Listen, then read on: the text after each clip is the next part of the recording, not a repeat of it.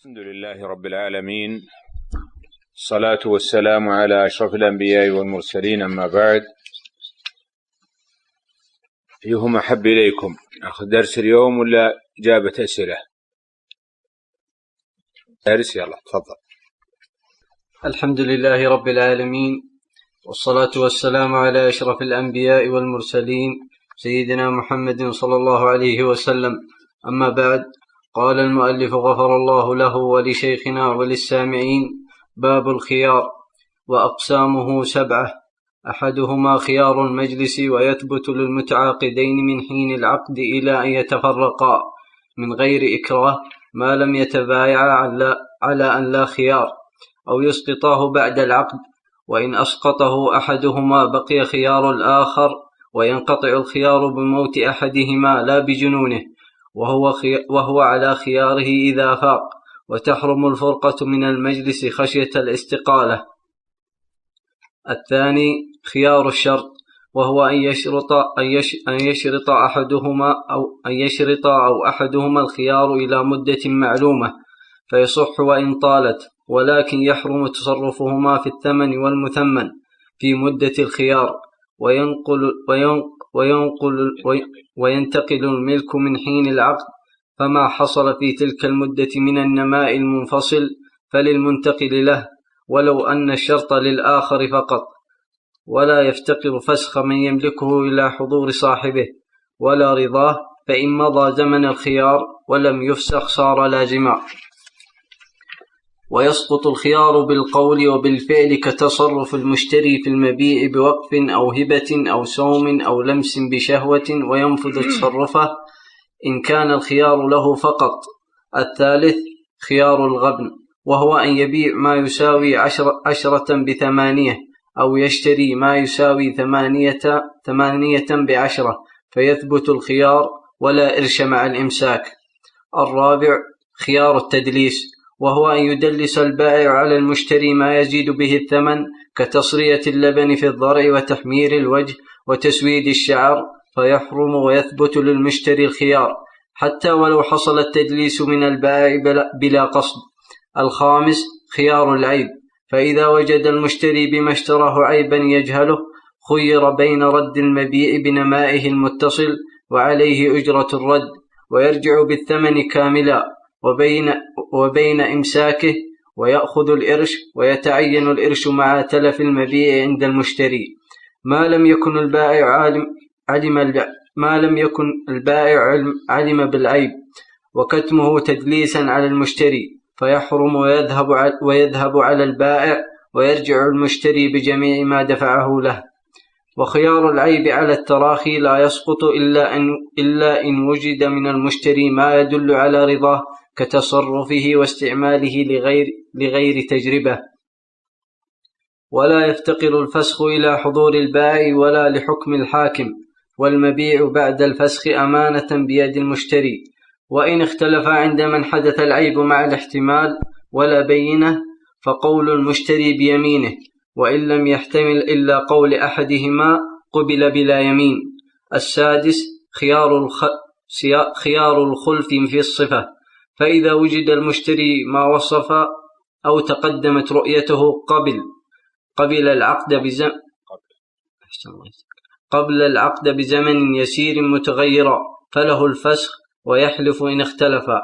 السابع خيار الخلف في قدر الثمن، فإذا اختلفا في قدره، حلف البائع ما بئته بكذا وإنما بئته بكذا، ثم المشتري ما اشتريته بكذا وإنما اشتريته بكذا، ويتفاسخان.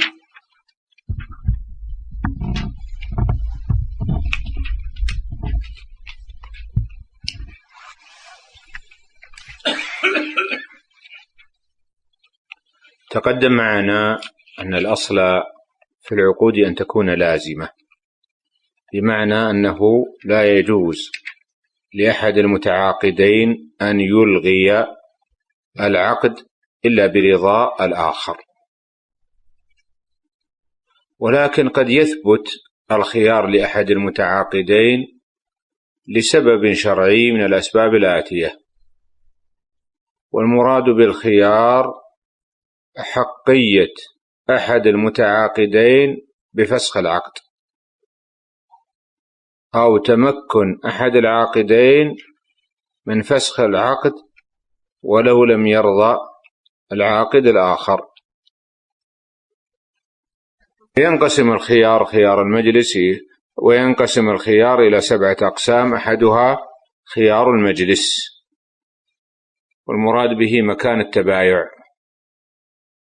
وخيار المجلس يكون لكل من المتعاقدين، البائع والمشتري،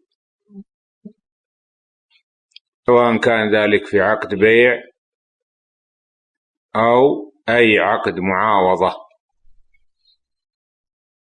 وإثبات خيار المجلس هو مذهب الإمام أحمد والشافعي، لقول النبي صلى الله عليه وسلم: البيعان بالخيار ما لم يتفرقا. وعند الإمام مالك وأبي حنيفة لا يثبت خيار المجلس، وقالوا بأن هذا الخبر يخالف القياس، والصواب أن خبر الواحد يقدم على القياس. خيار المجلس يبتدئ من حين العقد ويستمر إلى تفرقهما، قول النبي صلى الله عليه وسلم: بالخيار ما لم يتفرقا، إلا إذا أكره أحدهما على مفارقة الآخر. كيف يعتبران متفرقين؟ يرجع فيه إلى العرف، فما اعتبره أهل العرف تفرقا حكمنا بأنه ملغ لخيار المجلس. عند التعاقد في مكان فسيح يرجع فيه إلى العرف متى يعد تفرقا.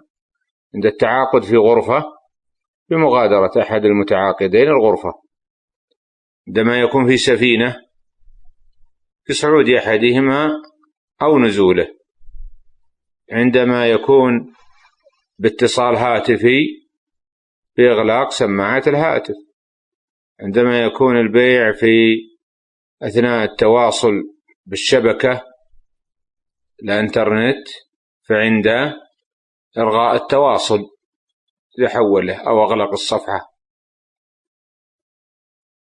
قد يتفقان على إلغاء خيار المجلس فيجوز لهم ذلك، لقول النبي صلى الله عليه وسلم: البيعان بالخيار ما لم يخير أحدهما صاحبه.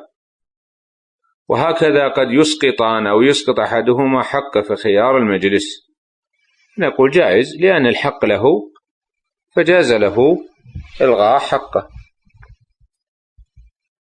قد يسقط أحدهما حق في خيار المجلس والآخر يبقي، يقول: أسقطت حقي، اخترت لزوم العقد، وينقطع خيار المجلس قال بموت أحدهما، يعني الموت أعظم فرقة من فرقة البدن، وبالتفرق بالأبدان. أما لو جن أحدهما أو نام أو أغمي عليه، ففي وقت الجنون ووقت النوم لا يتمكن من الاختيار وإلغاء العقد الأول، لكن إذا أفاق وهما لا زال في المجلس فإن حقه في الخيار باق لدخوله في الحديث. بعض الناس قد يفارق مجلس العقد ليثبت العقد ويلغو خيار المجلس. قال المؤلف: هذه الفرقة حرام، ولكنه ينتهي بها خيار المجلس. وقال آخرون بأنها لا تحرم، لأن ابن عمر كان إذا بايع مشى خطوات من أجل أن يثبت العقد. النوع الثاني من أنواع الخيار أن يشترط أحد المتعاقدان أو كلاهما أحقية فسخ العقد في مدة معينة. من أمثلة ذلك ما لو قال: اشتريت منك هذه السلعة ولي الخيار لمدة أسبوع، فيصح الشرط ويثبت الخيار. وقال المؤلف وإن طالت، أي وإن طالت المدة، فإن بعض الفقهاء يقول بأن خيار الشرط لا يكون إلا 3 أيام، حديث الرجل الذي قال له النبي صلى الله عليه وسلم وكان يخدع في البياعات قل لا خلابه، فيه أنه كان يمهل 3 أيام. أما إذا طالت المدة تقدم معنا أن مذهب أحمد تصحيح الشرط خلافا لجمهور أهل العلم، ولا أعلم دليلا يحدد 3 أيام صريح الدلالة. قال لكن يحرم تصرفهما، يعني لا يعقدان أي عقد من عقود التصرفات، لا ببيع ولا هبة ولا عتق ولا غير ذلك، ما دام في مدة الخيار، لأنه قد يختار إلغاء العقد فنحتاج إلى رد السلعة. الملك في زمن الخيارين، خيار المجلس وخيار الشرط، ما بين العقد والإلغاء يكون لمن؟ يقول يكون للمشتري، فلو تلف في ضمان المشتري لأنه مالك له. ولو جاءه نماء نظرنا، إن كان نماء متصلا تبع أمه، وإن كان نماء منفصلا فإن الذي يملكه المشتري، إذ إن الغرم بالغنم، ولو تلف في ملكه، فكذلك إذا زاد يكون من نصيب المشتري. قال في مرات يكون الشرط لأحد المتعاقدين، يقول أحدهما بشرط أن لي الخيار لمدة أسبوع، فيتفرقان على ذلك، وبالتالي يكون الخيار لأحد المتعاقدين وليس لجميعهما. بعض الفقهاء قال لا يكون الشرط إلا للمشتري، أما البائع فليس له شرط، هذا يخالف ظواهر الأدلة، إن في حديث الخيار قال البيعان بالخيار ما لم يتفرقا إلا أن يشترط المبتاع. قال ولا في خيار الشرط وخيار المجلس لا نحتاج إلى أن يكون الآخر المعقود معه حاضرا، بل لو كان غائبا صح الفسخ. وكذلك لا نحتاج إلى رضاك، لو قال لا أرضى هذا الفسخ ولا أقبل به، قيل لا نلتفت إلى رضاك. إذا مضت المدة، مدة الشرط، ولم يحصل فسخ، فإن العقد يكون لازما تاما. إذن متى ينتهي خيار الشرط؟ إما بانتهاء مدته، الثاني بالإسقاط، فلو أسقط صاحب حق الخيار حقه في الخيار سقط، سواء كان بالقول أو كان بالفعل. من أنواع الفعل أن يتصرف في المبيع في زمن الخيار، هذا يلغي، فهذا يجعل العقد لازما. فلو وهب العين المشترات أو وقفها أو سامها أو نحو ذلك لزم العقد. قال وينفذ تصرفه بالبيع وينفذ تصرفه إن كان الخيار له، يعني إذا كان الخيار للمشتري فإن تصرفاته تكون نافذة، وبالتالي يلغو خيار الشرط. النوع الثالث خيار الغبن، وهو الزيادة في الثمن، زيادة فوق العادة. الغبن الزيادة في ثمن السلعة بالنسبة للسوق زيادة غير معتادة.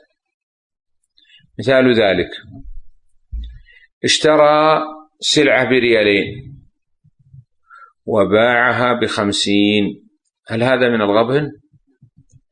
يقول ننظر، إن كانت أسعار مثل هذه السلعة في السوق بقرابة 50 فحينئذ هذا يكون عقدا ليس فيه غبن، لأنه باع بأسعار السوق. إذن الغبن المعتبر فيه الفرق بين الثمن والقيمة. الثمن هو الذي تم الاتفاق عليه في العقد، والقيمة هي أسعار مثل هذه السلعة في السوق حسب ما تعارف أصحاب الاختصاص. هنا في خيار الغبن لا ننظر إلى الثمن، وإنما ننظر إلى قيمة السلعة في السوق. قيمة السلعة في السوق. قال: فيثبت الخيار في الغبن لمن غبن وفاته الضرر، أما الشخص الآخر المقابل له فلا حق له في الفسخ.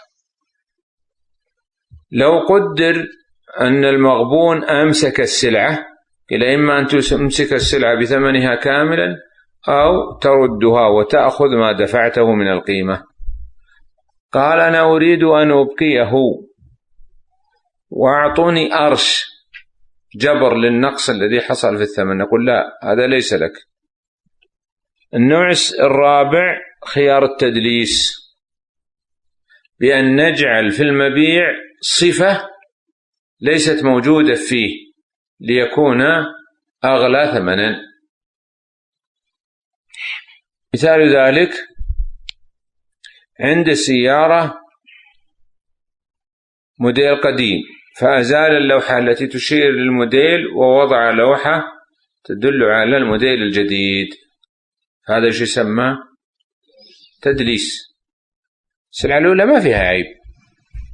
ومثله ما لو جمل السلعة لتكون أحسن مما هي فيه ليظن بها أنها أفضل، هذا تدليس. إذن التدليس إضافة صفة في المبيع لتحسينه ليست من أصله.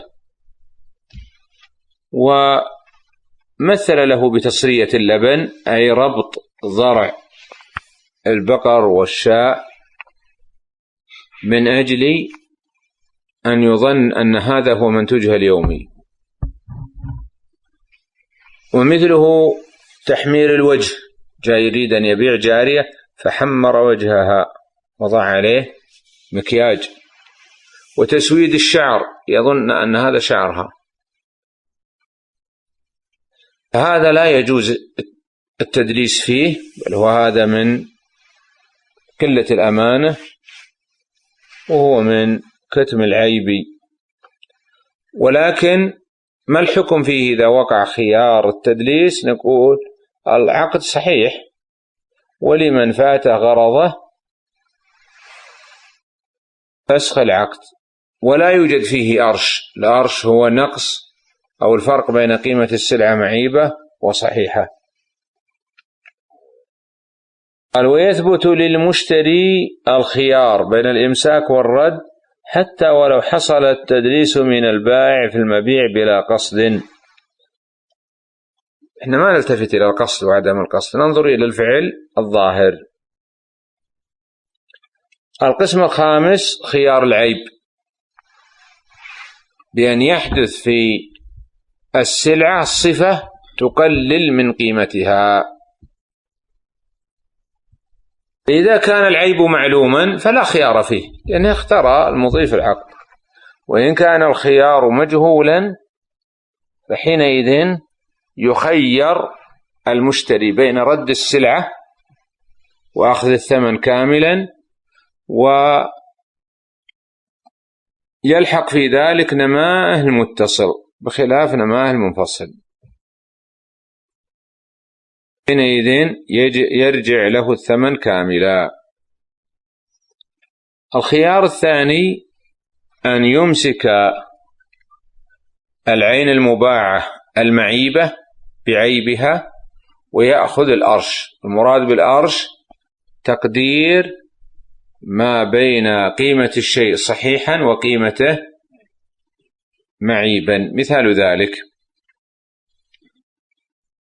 عندي سيارة فيها عيب، بعتها بدون أن أخبر بالعيب، اكتشفها المشتري، خير بين شيئين: إما رد السيارة وأخذ الثمن كاملا، وإما إمساك السيارة وأخذ الأرش. ما هو الأرش؟ قسط ما بين قيمة الشيء صحيحا وضعيفا. مثال ذلك: في هذه السيارة العيب، السيارة مباعة ب20,000، كم قيمتها؟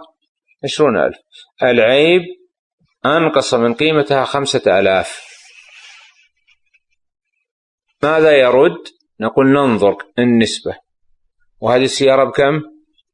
20. في السوق أمثال هذه السيارة ب60,000. فحينئذ نقول نضربه في 3.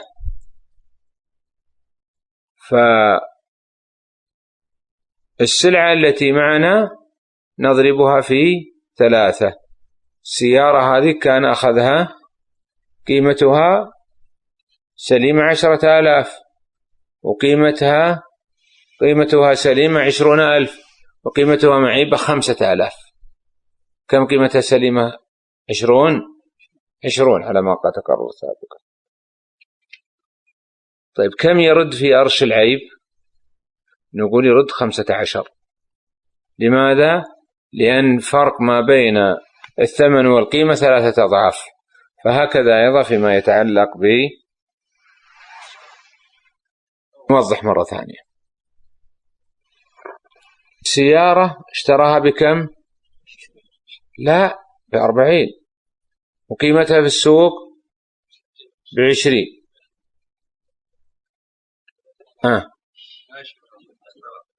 يلا حطونا أي شيء، أي رقم. السيارة قيمتها في السوق كم؟ 20,000، اتفقنا على هذا. البيع كان ب60,000. ما الفرق بين البيع بين الثمن والقيمة؟ القيمة 20 والثمن 60. اكتشفنا أن فيها عيبا، قيمة هذا العيب 5,000 حسب قيمته في السوق. هذه السيارة قيمتها في السوق بهذا العيب 15. كم الفرق؟ 5,000. إذن 5,000 بالنسبة ل20 كم تمثل؟ 25%. هو باعها ب60,000، الربع ل60,000 كم؟ 15 ولا 20؟ الربع إذن حينئذ نقول نطالبه بإرجاع 15. كان قيمتها في السوق 5,000. قلنا القسط الأرش قسط ما بين قيمته صحيحا ومعيبا من ثمنه، ليس من قيمته. واضح؟ طيب لو قدر أن السلعة تلفت، فحينئذ يتعين الأرش. بعض أهل العلم يقول هو بين أمرين: إما أن يمسكها بعيبها، وإما أن يردها. ولعل الصواب أنه يجوز أخذ الأرش في مثل هذه المسائل ورودا عن عدد من الصحابة.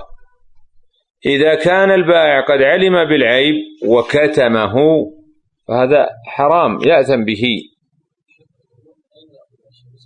إيش؟ مسألة الأرش المعيب قلنا بأنه يتصرف فيه بتصرفين: الأولى إمساكه مع أخذ الأرش، والثانية رده. بعض أهل العلم قال لا يخير إلا بين شيئين: إما إمساكها أو رده، لا ننظر إلى الأرش. عرفنا القول الثاني في المسألة؟ لعل القول الأول أرجح لأنها أقرب إلى العدل. الأول اللي هو ثبوت الأرش، الرد الإمساك مع أخذ الأرش. قال إذا تلفت السلعة المبيعة فحينئذ يتعين الأرش. لو قدر أن البائع كان يعلم بالعيب فحينئذ البائع غاش. أين هو من قول النبي صلى الله عليه وسلم البيعان بالخيار فإن صدقا وبينا بورك لهما في بيعهما؟ هذا ما صدق، هذا ما صدق. فقال ويذهب على البائع، أي إذا تلفت السلعة المباعة بغير فعل المشتري وتبين أن فيها عيبا بعد ذلك فلا تتلف في مال المشتري، فإنما تتلف في مال البائع. يرجع المشتري على البائع بجميع ما دفعه له. يعني إذا تلفت السلعة المعيبة والبائع يعلم بالعيب قلنا للمشتري ارجع وخذ الثمن كاملا. جاء إليه وقال لا أنت مالك إلا قيمتها معيبة، قلنا لا يجب عليك الدفع الثمن كاملا. خيار العيب يجوز تأخيره بالمدة التي لا يوجد فيها ضرر على المشتري. إذا وجد من المشتري علامة تدل على الرضا مثل كون السام السلعة وقال من يشتريها مني أو استعمله هذا رضا بالسلعة، أو هني، وهل إذا هني به وقبل يكون منه، هذا من مواطن الخلاف بينهم. لا يفتقر الفسخ في خيار العيب إلى حضور البائع، يشهد عليه شهود يكفي. كذلك لا يفتقر فيه إلى الرجوع إلى القضاء. إذا فسخ فإن العين يجب إرجاعها إلى البائع. نعم، رأيكم أنت اللي لماذا؟ الأصل هو عدم الحاجة إلى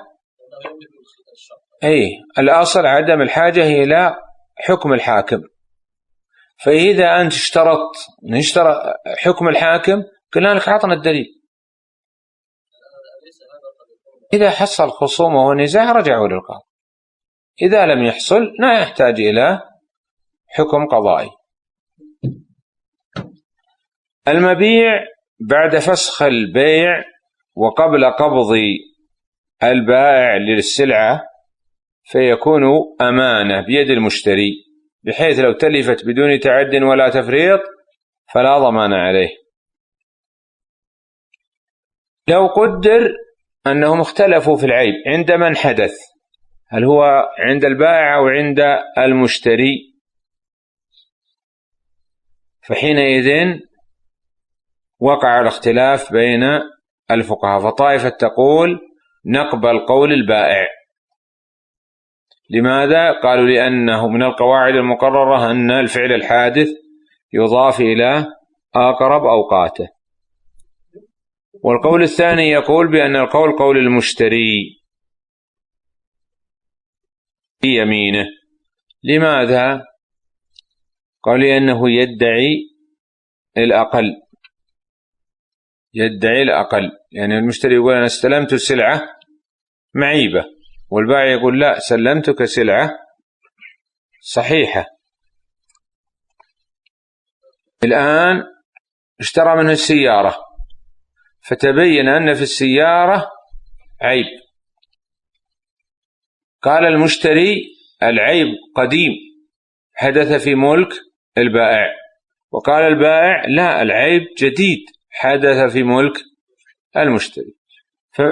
فإن كان مع أحدهما بينة أخذت بينته، إذا لم يكن معهما بينة فحينئذ هل نقبل قول البائع يعني يقول بأن هذا الحادث يضاف إلى أقرب أزمانه، أو نضيفه إلى المشتري، أو نقبل قول المشتري لأنه يدعي أمرا مشتركا، يدعي الأقل. والآن يقول أنا استلمت سيارة قيمتها 18، والبائع يقول لا أنا سلمتك سيارة قيمتها 20، أيهما أقل؟ قول المشتري، فهو الذي وقع عليه الاتفاق بينهما، فنقبل قوله بيمينه. نعم لا، مو باخذ أخذ به ما اتفقت عليه أقوال البائع والمشتري. قال وإن لم يحتمل، يعني إذا كان هناك قرينة تدل على كذب أحدهما. مثال ذلك السيارة فيها عيب، والعيب قد بنى عليه الصدأ، فحينئذ الظاهر أن ذلك العيب حدث في ملك البائع، قديم هذا ما اشترى إلا من شهر، فحينئذ يقبل قوله بلا يمين. الشرط السادس أو النوع السادس من أنواع الخيار خيار الخلف في الصفة، بأن يشترط عليه صفة معينة في المبيع فلا تتحقق تلك الصفة، فحينئذ يجوز الفسخ. قال فإن وجد المشتري ما وصفت له أو تقدمت رؤيته قبل العقد بزمن يسير متغيرا، فحينئذ يحق له الفسخ. قال ويحلف إن اختلف، إذا وقع الاختلاف هل هناك تغير أو لا، فمدعي التغير هو الذي مدعي التغير هو الذي يقبل قوله بيمينه. النوع السابع من أنواع الخيار الاختلاف في قدر الثمن، أحدهما يقول ب100 والآخر يقول ب120، البائع يقول ب120 والمشتري يقول اشتريتها منك ب100، أو اختلفوا في قدره، هل هو من ذهب أو من فضة، فحينئذ يقول نقوم بأخذ اليمين من كل من البائع والمشتري بلفظ صريح، ثم بعد ذلك يتفاسخان العقد، ويأخذ صاحب السلعة سلعته ويأخذ الآخر الثمن. هل هنا في خيار الخلف في قدر الثمن؟ ليس في هذه المسألة خيار، لكن الخيار فيما إذا قال أنا اشتريت السلعة ب10 وأبيعها عليك ب12، فتبين أنه إنما اشتراها ب5، ففي هذه الحال يخير المشتري بين أحد شيئين: فسخ العقد وبين الإنقاص من الثمن بحسبه. وقال بأنه قد اشتراها بكم؟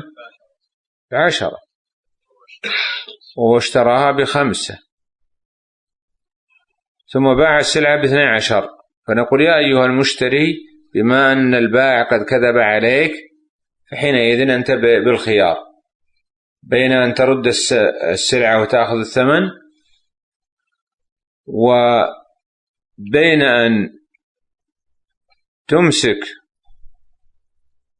السلعة ويكون لك ما فات من مقاصدك. نعم، هذا قد يكون مرابحة وقد يكون مواضعة وقد يكون مشاركة. لو قال إن المثال الذي ذكرناه بيع مرابحة صحيح، لكن مرات قد يكون من بقية الأقسام الأربعة السابقة.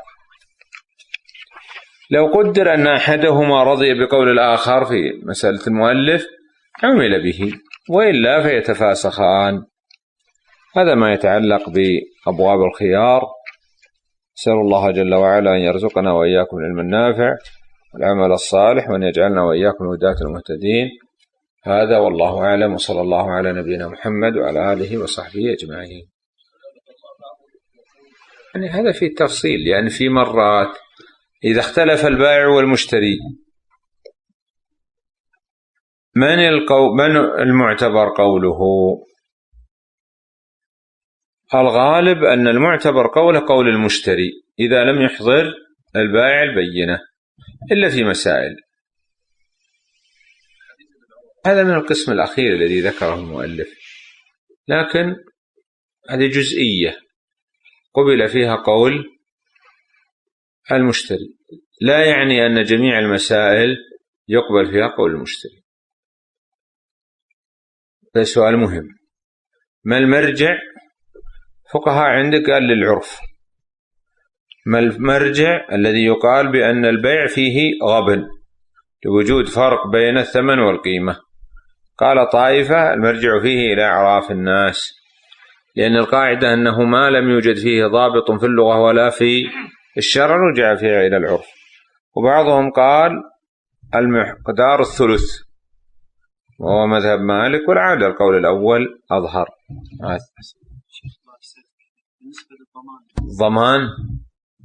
ضمان هذا تعهد بالإصلاح عند التلف، ما في خيار. ما أقدر أقول خلاص أرضى. الخيار إلغاء القدرة على إلغاء العقد، ما يقدر يلغي العقد. قال إحنا نصلح لك الجهاز بس.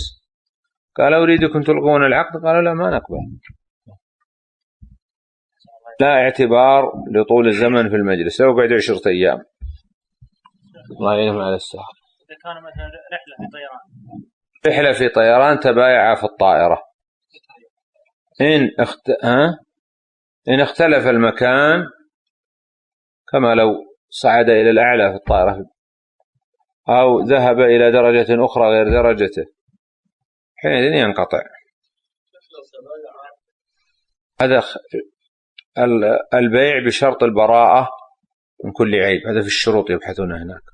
قلنا العلماء في 3 أقوال. الصواب أنه إذا باع بشرط البراءة من العيب ولم يكن البائع عالما بوجوب العيب صح الشرط، بخلاف ما إذا كان عالما بوجود العيب فإننا لا نصحح هذا الشرط.